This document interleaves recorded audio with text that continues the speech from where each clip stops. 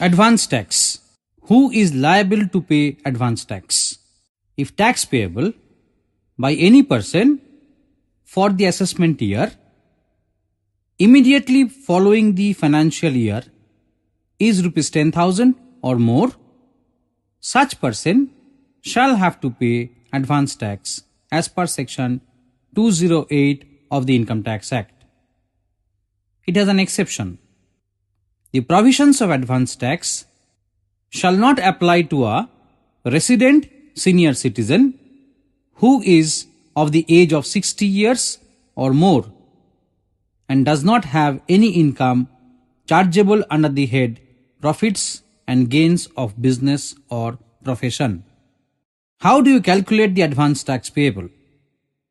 Section 209. Tax on total income, less rebates and reliefs, add surcharge and cess, less TDS tax deducted at source and TCS tax collected at source. The amount of TDS or TCS shall not be reduced from total income if the deductor has paid the amount without deduction of tax or the collector has received the amount without the collection of tax. This is mentioned in section 209 of the Income Tax Act. When do we pay? That is the due dates for payment of advance tax. Here, we will classify the assessees into corporate assessees and non-corporate assessees. The due dates are on or before 15th June, on or before 15th September, on or before 15th December, on or before 31st March of the relevant previous year. The dates are uniform. Months are in a gap of 3 months. Amount payable by the corporate assessee, 15% of advance tax payable by 15th of June, 45% of advance tax payable on or before 15th of September, 75% of advance tax payable on or before 15th of December, and 100% of advance tax payable on or before 15th of March. In case of non-corporate assessee, 15th of June, no advance tax is payable, but it is collected by the next 3 installments. On or before 15th of September, 30% of advance tax. On or before 15th of December, 60% of advance tax. On or before March 15, 100% of advance tax payable. But any amount paid by way of advance tax on or before 31st March of the relevant previous year shall also be treated as advance tax paid during the financial year ending on that day. But interest under section 234C shall be applicable as per section 219. If the due date of payment of advance tax is a banking holiday, the assessee can make the payment on the immediately following working day. In such cases, no interest shall be leviable under section 234B or 234C. The assessing officer can also issue notice under section 210 requiring the assessee to pay advance tax. Such notice can be given any time before the last day of February of that year. If advance tax is not paid as per section 211, that is the installments, as per order under section 210, the assessee shall be deemed as assessee in default. What will happen if you make the payment by check? Date of payment by check would be the date of presentation of check if it were not dishonored.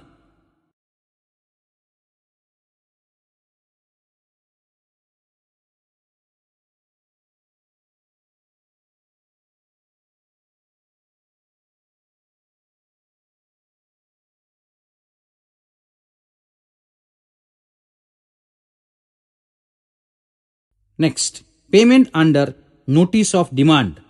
Section 220 of the Income Tax Act states the due date for payment. Any amount of tax other than advance tax specified as payable in a notice of demand under section 156 shall be paid within 30 days of the service of notice of demand. If the assessing officer has any reason to believe that it would be detrimental to the revenue if the full period of 30 days is allowed, he may, with the previous approval of the Joint Commissioner, direct that the sum of tax is to be paid within any period which is less than 30 days. That means it is depending upon the discretion of the assessing officer where he has a reason to believe and not a reason to suspect, to reduce the time limit of 30 days. On the contrary, he can also extend the time. Non-payment of advance tax. In short, assessee deemed to be in default. If the assessee fails to pay the advance tax or the specified tax as per demand notice under section 156 within the time allowed, the assessee shall be termed as deemed to be in default. Then what is the amount of default? Where the payment is allowed by installments, and if the assessee commits default in paying any one installment, then amount of default shall be the whole amount outstanding at the time of default. Example, if total amount of tax payable was rupees 4 lakhs, assessee was allowed to pay in 4 installments of 1 lakh each. Now if the assessee had failed to pay the second installment, that means he has paid the first installment of 1 lakh, he failed to pay the second installment, while the third and the fourth installment was due, then total amount of default would be taken as the amount outstanding on the date of default, that is 3 installments of 1 lakh rupees each. But there are certain circumstances under which assessee is not deemed to be in default. What are they? If the assessee presents an appeal to the CIT appeals, the assessing officer may, in his discretion and subject to such conditions as he may think fit to impose, treat the assessee as not being in default as long as the appeal is not disposed of. There is one other situation where the income of the assessee arising in India is assessed in a country where the laws prohibit or restrict the remittance of money to India. Such an assessee shall not be treated as assessee in default in respect of tax due on the income which cannot be brought into India. Example, I am an assessee, resident and ordinary resident. I have an income from country Y. As per law of that land, I am unable to remit the money, that is my income, to India. In such a situation, I cannot be taken as an assessee in default, as the law of that country, that is country Y, from where I have earned, does not allow me to remit the money to India. Third situation, where the demand is in dispute because the assessing officer has adopted an interpretation of law in respect of which there is a conflicting high court decisions, and the department has not accepted the interpretation of the court, the assessee shall not be deemed to be in default. Fourth situation, where the demand in dispute relates to issues which are decided earlier in assessee's favor by an appellate authority or court in his case, the assessee shall not be deemed to be in default to to the extent of tax liability relatable to such disputed points. What are the consequences? If the assessee is in default, there has to be a penalty as well as an interest. What is the interest? Under section 220 subsection 2, if the amount demanded under section 156 is not paid within the time period specified in that notice, the assessee shall be liable to pay a simple interest at the rate 1% per month or part of a month. For how many days? The period of interest shall be from the day immediately following the end of the period mentioned in the notice, ending with the day on which the amount is paid. Can the interest be reduced? Yes. Interest may be reduced as a result of order under section 154 or 155 or 250, 254, 260, 262, 264, 245D subsection 4. Excess paid shall be refunded. Is there any interest waiver? Chief Commissioner of Income Tax CCIT or Commissioner of Income Tax CIT under section 220 subsection 2A may reduce or waive the interest charged under section 220 subsection 2 when, if he is satisfied that such payment has caused or would cause genuine hardship to the assessee, or default in the payment of the amount on which interest has been paid or was payable was due to circumstances beyond the control of the assessee, and the assessee has cooperated with any inquiry relating to the assessment or any proceeding for the recovery of any amount due from him. What is the penalty?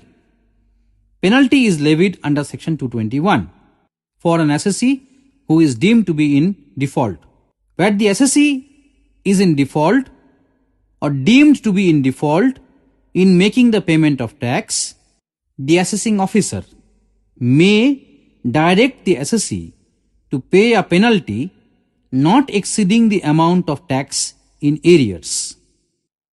Penalty may be levied even if the tax is paid belatedly, even if paid before the levy of such penalty. But the assessee must be given an opportunity of being heard.